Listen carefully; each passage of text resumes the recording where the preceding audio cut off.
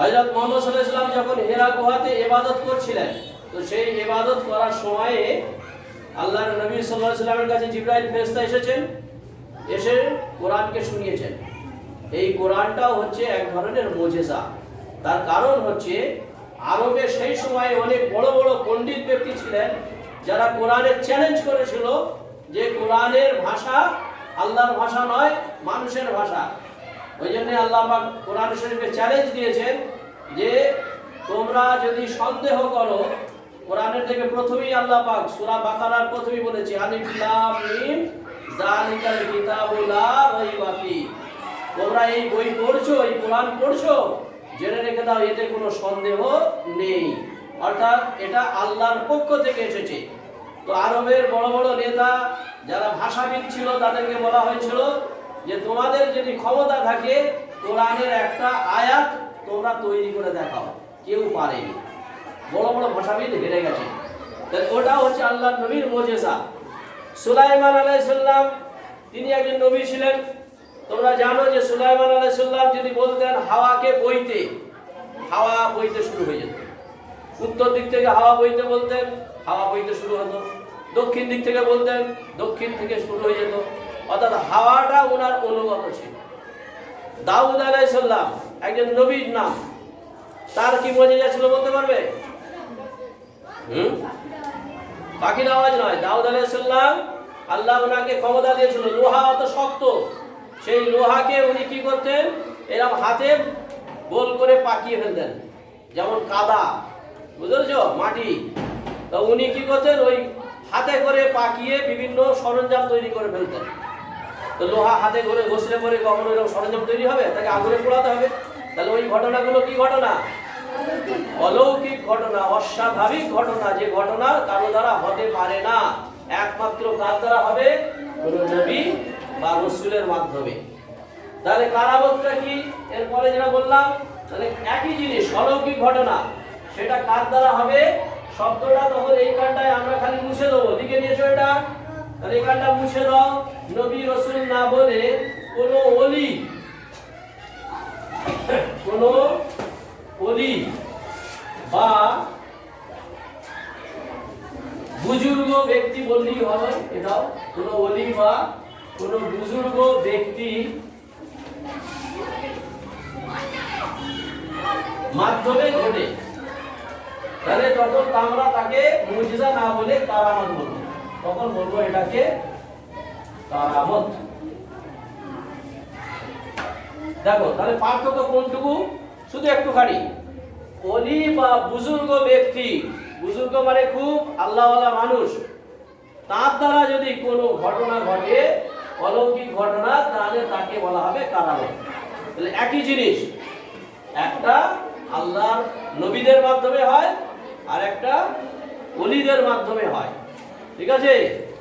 এমন অনেক আল্লাহর ওলি ছিলেন, তাদের কাছে মানুষ যেত, বুঝতে পেরেছো তো? মানুষ যাওয়ার পরে যে তারা কি করতেন, হয়তো একটু মুখে ফুঁক দিয়ে দেন, অনেক বোবা, কথা বলতে পারে না।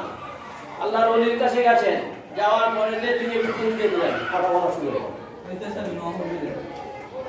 হুজুর রহমতুল্লাহ আলাইহির জীবনে এরকম ঘটনা অনেক ঘটেছে, বুঝতে পেরেছো? তাহলে ওগুলো হচ্ছে কি কারামত। দেখা গেল একখানি রান্না হয়েছে, অনেক মেহমান এসেছে, চিন্তায় পড়ে গেছি কি করে কি খাওয়াবো। তো আমরা যদি ওতে হাত দিয়ে খসাই, 40 জন 50 জন বিরিয়ানি খেতে পারবে, তার বেশি খেতে পারবে না। কিন্তু দাদা হুজুর রহমতুল্লাহ আলাইহি এবং তার সন্তানেরা যারা ছিলেন 5 হুজুর, তারা এই অলৌকিক ঘটনা অনেক ক্ষেত্রে দেখিয়ে যায়। হাড়ির কাছে বসেছেন, বিসমিল্লাহ বলে খুলেছেন, 100 জন 50 জন পর পর খেয়ে যাচ্ছে, শেষ আর হয়নি। বুঝছো? তাহলে ওই ঘটনা অলৌকিক ঘটনা হলো না, অস্বাভাবিক ঘটনা। এক হাড়ি খানা খাবার কথা কত? 40 জনের, যদি সেই খানাটা 200 জন খায়, তাহলে ওটা অলৌকিক ঘটনা হলো না? তাহলে কোনো অলৌকিক ঘটনা যদি বলি বা কোনো বুজুর্গ ব্যক্তির মাধ্যমে হয়, তাহলে তাকে আমরা বলবো কারামত। ক্লিয়ার হয়েছে কনসেপশন? তাহলে মুজিজা এবং কারামত দুটো একই ধরনের, একটা আল্লাহর ওলির দ্বারা হয় একটা নবী বা রাসূলের মাধ্যমে হয়। তাহলে এবারে ঘুরিয়ে প্রশ্ন করো, যদি কোনো অলৌকিক ঘটনা নবীর মাধ্যমে হয় তাকে কি বলে? মুজিজা। ক্লিয়ার হয়েছে বিষয়টা? প্রশ্ন যদি দেওয়া হয় কোনো প্রশ্ন যদি এটা এসে যায় কোনো অলৌকিক ঘটনা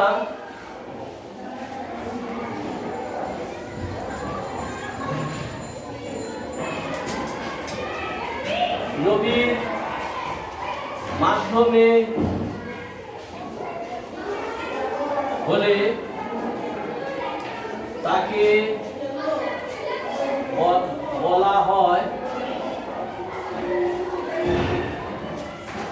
মুজিজা।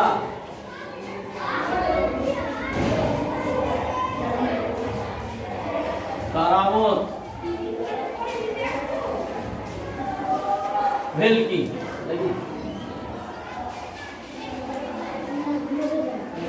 ভেলকি দিয়ে দিলাম নাকি? তাহলে কোন অলৌকিক ঘটনা নবীর মাধ্যমে হলে তাকে বলা হবে মুজিজা।